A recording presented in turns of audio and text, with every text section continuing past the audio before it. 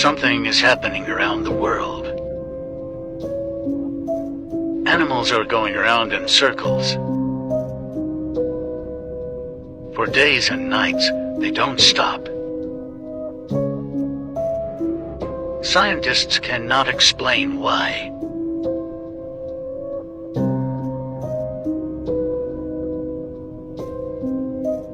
They are more connected to the Earth than we are.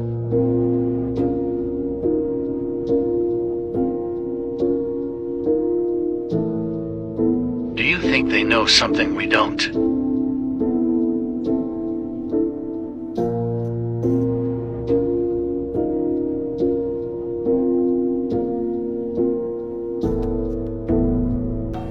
What's causing this phenomenon?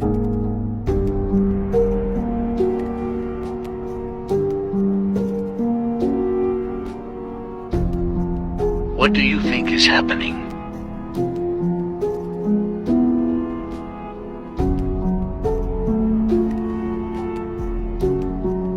Comment your thoughts. I'd love to hear what you think is going on.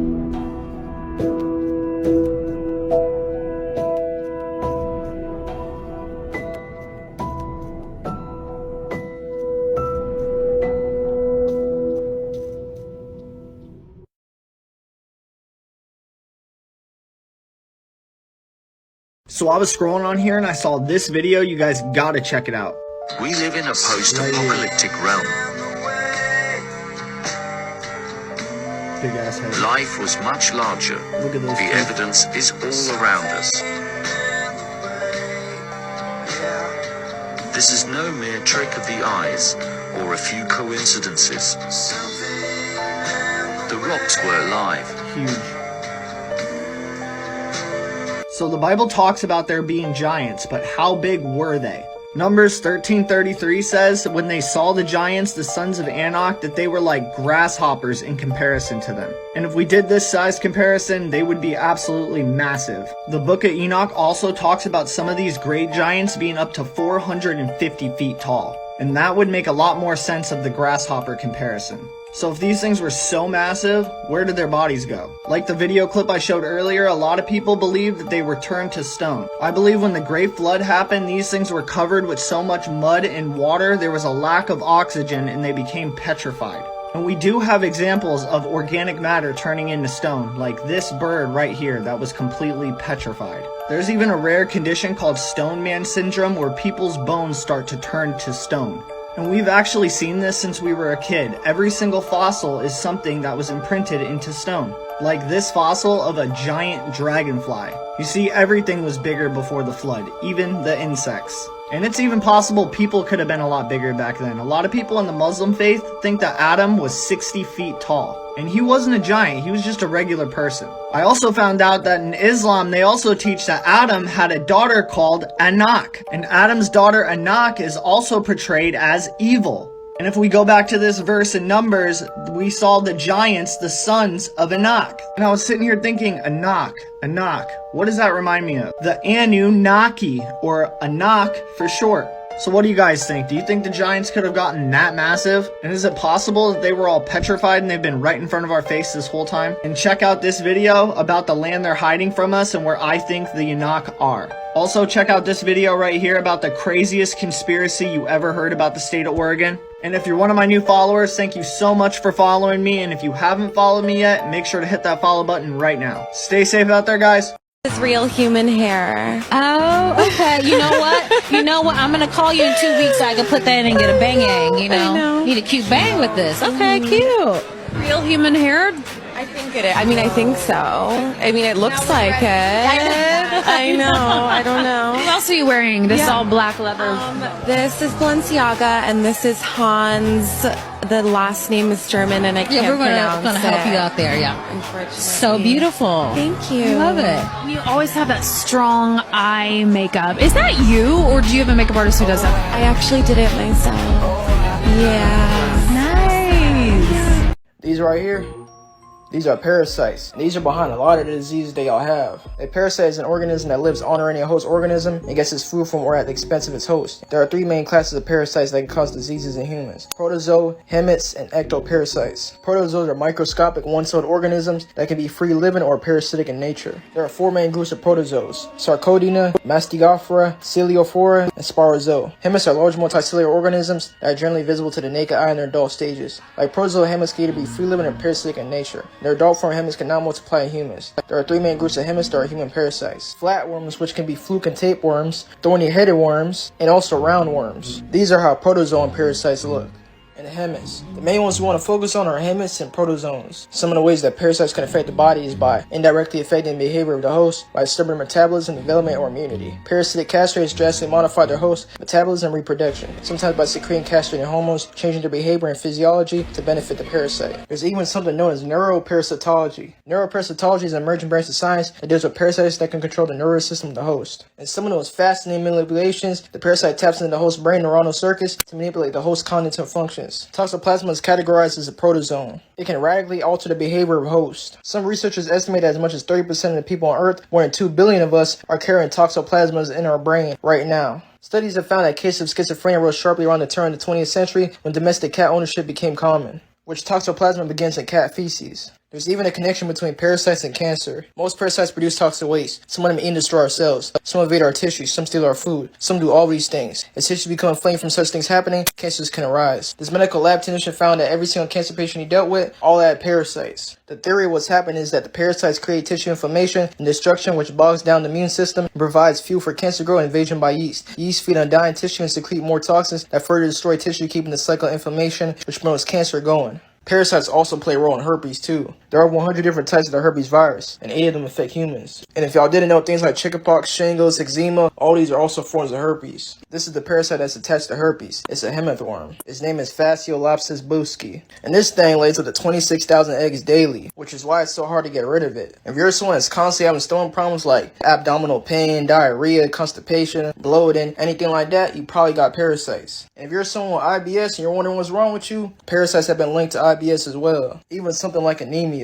Herbs for parasites are black walnut hull, greater wormwood, cloves, quassia, and cascara sagrada. Fall for more? Tap in, family. Yo. Let's do it. In the 6th page of the introduction to the researchers of the wars and the sports of the Mongols and the Romans, right, the writer hinted at having met with some indications of the connection between Asia and America long before the discovery of the New World by Columbus. From that time, he has kept this object in view. Look at this. And such has been the success of his further inquiries that he now ventures confidently to affirm that Peru and Mexico and other countries in America were conquered by the Mongols. And these Mongols were accompanied with elephants in the 13th century. Look at this. The Mexican Mongols, who were from China direct, but being the same race and speaking the same language. It seems very probable that say that for yourself, in the 2 centuries would imitate some of the architectural conveniences and elegance of their political rival. Look at this. When these Mongols arrived, America, we shall see, was in the rudest condition. Suddenly, 2 empires are founded with the pomp, ceremonies, and grandeur of Asiatic sovereigns. Look at that up there. Full in every respect to those of Genghis Khan's family, that their descent cannot for a moment be doubted. The Bogotans and the Natchez, right? The people of Ptolemaico on the Ohio all bear the strongest proofs of the same origin.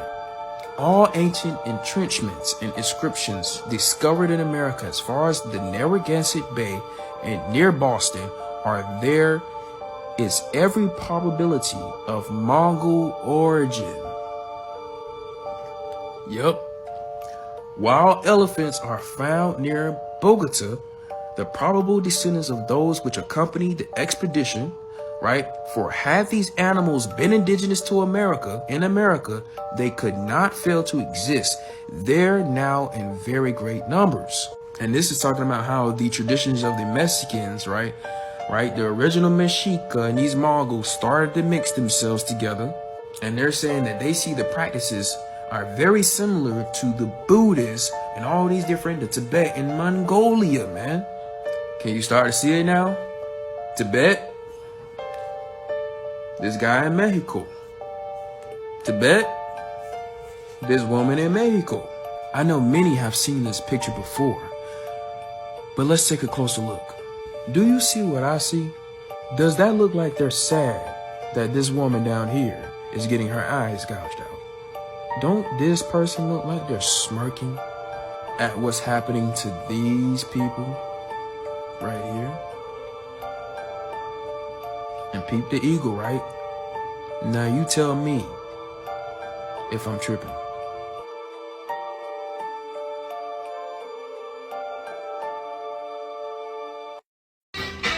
Now, some of y'all know who this is, some of y'all don't, but just listen.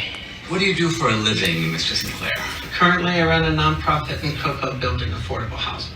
Now, in 2008, when Obama announced his candidacy for president, you made some explosive allegations about him that dated back to some events that occurred in 1999. Is that the year that you met Barack Obama? It is. Where did you meet him? Outside of a bar in Chicago. What were you doing? I was on a night out and had asked a limo driver if he knew anyone that would be interested in showing me around the town, and it was clear for the limo driver that I was looking for someone to enjoy the night with. The introduction was made through the limo driver. And what happened? We had a few drinks. I had made some comments about wanting Coke, so we got in the limo and left, and we started drinking. I started snorting. He started smoking. I actually put my hand on his knee and started to rub up his thigh, and I performed oral sex on Barack Obama. 아, 냄새. disgusting한 냄새가 나요. disgusting shit. Now, I don't know about you, but I don't remember learning about Auguste Piggard in history class. This guy was attaching metal steel balls to hydrogen balloons and seeing how high he could go in the sky. Literally. Super odd. He seemed to be a big influence on science and our history, but again, we don't really hear about him much. Maybe it's because he's a flat earther. As the first man to reach the stratosphere, he said, "It seemed a flat disc with an upturned edge." Obviously, that quote right there should tell you that's why you're not hearing about him anymore. This guy was a flat earther. Anybody that's a flat earther is not allowed to be in the public eye. But you know what they do in the public eye? Tell us the truth. This is an artist rendition of what Auguste Piggard was doing when he went into the stratosphere, towards the firmament. And what I'm about to show you is a Hennessy commercial that was produced and posted for all of the public to see. This is called Revelation of Method. This is them showing you the truth to your face and then nobody saying anything to NASA and having any problem with it. And just to get your mind in the right frame of reference here, before I play this clip of this commercial showing everybody the truth, this is what biblical cosmology looks like. There's a firmament here holding waters above, hence why the sky might be blue. And here's a bunch of our other ancestors' drawings of what they thought the shape of the earth was. You'll see it happens over and over, the shape of the dome. But after you see this clip, let me know in the comments if you think that they're showing us the truth and everybody's just not realizing it. And if you want to know more of my thoughts, check out my link tree in my bio. I've got a podcast where I talk for 2 hours about things that I can't talk about here, but enjoy this commercial.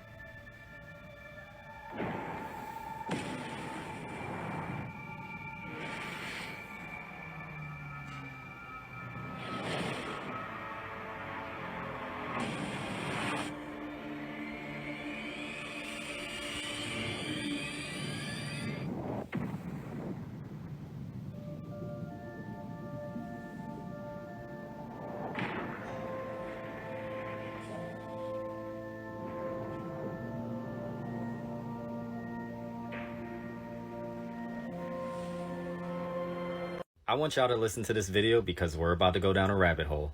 These people inside the Hollow Earth have been living there for 2,500 years. There is one continent inside the Earth and one ocean. Their capital city is built around the original lost Garden of Eden. The vegetation grows like a paradise. The people live to be up to 800 years old. They communicate with telepathy. The inner Earth people have built these androids that fly their flying saucers out to reconnoiter the outer Earth. Our government has been knocking flying saucers out of the sky and back engineering these flying saucers. The people that live in the Hollow Earth are not extraterrestrials. They're from the lost tribes of Israel. Now, most people will probably hear that video and think this man's talking crazy. Aliens, another world beneath us? Sounds like something Hollywood would make up. But believe it or not, it is truth that inspires fiction. Everything you learned about the inner Earth is all a theory. We've never been there, nor do we truly know what lies beneath. However, there's scientific evidence that supports that there is indeed another ocean beneath our very own feet. It was discovered due to a volcanic eruption in Brazil that brought up a water-bearing mineral called ringwoodite. This mineral is found deep within the earth. It proved that wherever it's located, water can be found in abundance. What's interesting is the Bible mentions the fountains of the great deep breaking loose, insinuating that the waters from the great flood came from within. Waters above, waters below. There are also many other cultures who mention a world within our own. The Mayans mention it in the Popova. Then there's the Nation of Islam teaching of Yaqub. He came from an advanced group of beings who could live well over 800 years. They also inhabited the inner earth. Admiral Richard Byrd mentions how he traveled to the inner earth through the North Pole. How he was escorted in by flying disc-shaped objects known as flugerods. He entered, he came across luscious green lands with prehistoric animals that were extinct on the surface world, as well as an advanced race of beings who lived in the cities within. He was quickly silenced by the Pentagon. As of recently, the government has declassified aliens acknowledging their existence. We now call UFOs unidentified aerial phenomena. If you notice, most of these craft come from underwater. Splashed. Mark bearing and range. This leaves you to wonder, what's really at the center of the earth? Time is speeding up. I don't know if y'all been feeling it, but time has been speeding up rapidly. This is because time isn't actually real. Time is just numbers, a way to record and keep track with the energy and motion. Time is an illusion. It's actually just energy that's constantly moving. And with the shift that's going on, the energy in the planet is rising. When energy raises in frequency, it moves faster. So we're actually moving through what you would consider space and time a lot faster than we was 5 years ago. If you really pay attention to how the days feel, you'll actually be able to feel that time is moving faster. This is significant because as time moves faster, things change faster. This is why there's so much changes and shifts happening in the world right now. For the people who are personally raising their vibration themselves, start to naturally ignore the man-made time. This is the reason why certain people are just feeling like time is just speeding up for them. And then you have the people who are just going with the flow of the man-made calendar. These people don't feel time speeding up because of the frequency that they're vibrating at. They're stuck in the illusion of numbers. When you start to ignore it, you'll see a major shift. I'll stay up.